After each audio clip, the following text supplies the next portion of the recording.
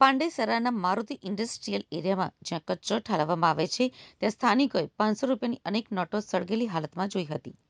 કોઈ અજાણ્યા વ્યક્તિ દ્વારા અંદાજે 1000 જેટલી 500ની નોટો અહીં લાવીને સળગાવી દેવાની હોવાની ચર્ચા છે.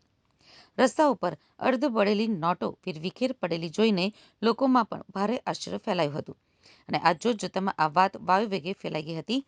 પાંડેસરામાં બનેલી આ ઘટનાની જાણ થતાં જ પોલીસ કાફલો ઘટના સ્થળે દોડી ગયો હતો. પોલીસે સ્થળ ઉપરથી અર્ધ સળગેલી નોટોના નમૂના કબજે કર્યા છે. હાલ પોલીસ સામે સૌથી મોટો પ્રશ્ન એ છે કે આ નોટો અસલી ચલણ છે કે પછી ચિલ્ડ્રન બેંકની નકલી નોટો.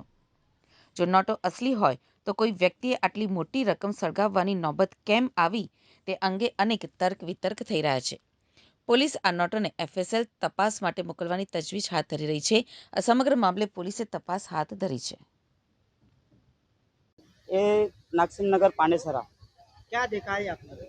मैं घर पे खाना खा रहा था, मेरा चाचा आया बंगार छूने, तो उसने नोट देखा उधर पड़ा हुआ, तो घर पे आया, मुझे बोला कि भाई वहाँ पे नोट गिरी हुई तो कुछ काम का है नहीं है, देख ले। तो हम लोग आए, देखा तो नोट ओरिजिनल है और आधा जला हुआ था।